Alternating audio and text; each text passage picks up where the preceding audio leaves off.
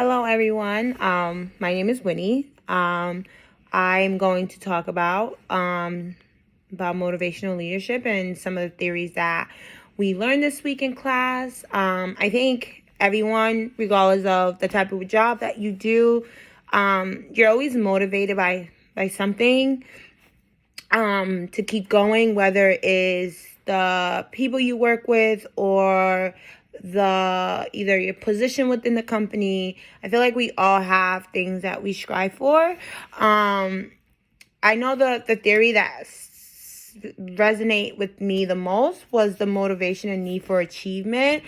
So I know for me as a teacher, every year I set new goals for myself.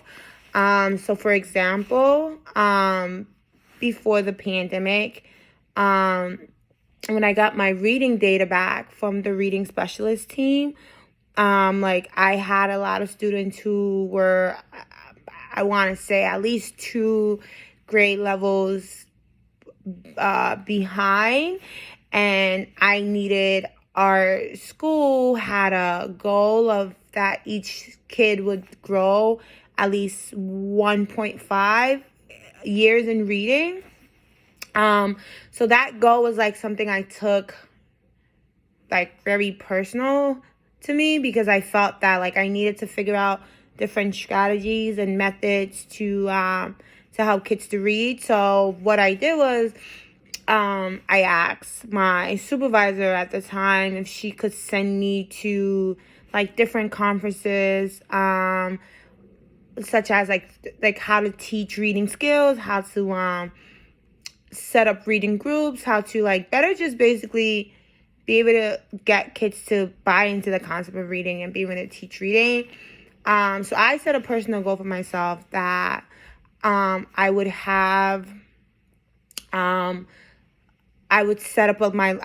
invest more time in setting up my library, especially for guided reading, because over my years of teaching, I never really paid attention to my library, and that was something that I wanted to push myself to do if I really wanted to help kids to become better readers and to achieve the goal. So what I did was I created a survey for kids, and I asked them what type of book they like to read, the different type of genres that they were into, and the kids gave me feedback, and then I took their feedback and I created this amazing library, which I wish I was able to show, but don't have it. It's in my class. It took me a while. So we came up with this thing in our class where we would record the amount of minutes we were reading each day doing guided reading. And it made me really, really happy that kids, once I asked them the type of books that they wanted to read, instead of just putting books there, the kids really bought into reading. Before going to these conferences, before really having a strategic plan to helping kids how to read, it was a struggle to get kids how to read. And I want to say what also motivated me was that my supervisor, my principal, was really supportive of me wanting to really help kids how to read. I think in a workplace, to touch base on the conversation, how can you establish motivation in a work setting, I think you just have to have people who really buy into the company's mission and vision. And they have to know why they're there, and why they want to be part of the work. So for me as an educator, I know I love working with kids. I'm also very passionate about education reform, closing the achievement gap, everything that's for students, about students' well-being, their social emotional skills. It's what I'm very passionate about. So taking time out of my work hours to go to these conferences was something that I knew that would benefit my students, but not only my students, but they will also benefit me as well.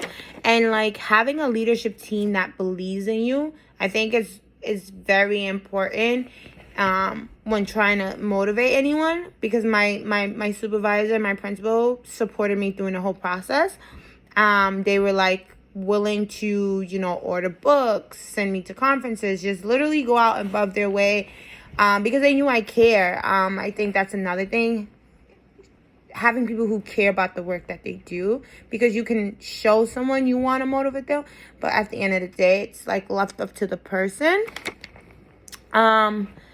If I think where sometimes motivation gets like tricky is when leadership doesn't have like a clear vision of where they're going, where they want the school to go. They don't have a clear vision for like hopes and achievement for students.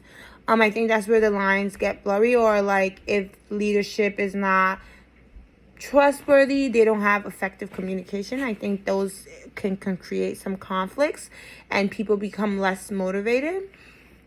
So I think being truthful, having honest communication, and creating a space where like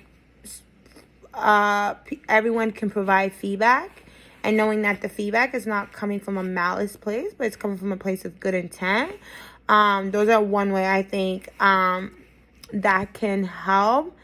If I was in leadership, I'm very much so, I believe in like talking to people face to face.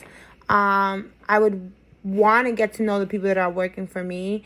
I know you can't please everyone, but just having like, I'm a firm believer of like, you can build motivation. You can get people to buy into stuff when you get to know them. And I think oftentimes leaders don't know the people they are working with. They know of them and they know who they are, but they don't actually know them. So that's one thing I think that would be beneficial, is like getting to know the people you work for. Yeah, I think that's it. I don't have nothing much to say.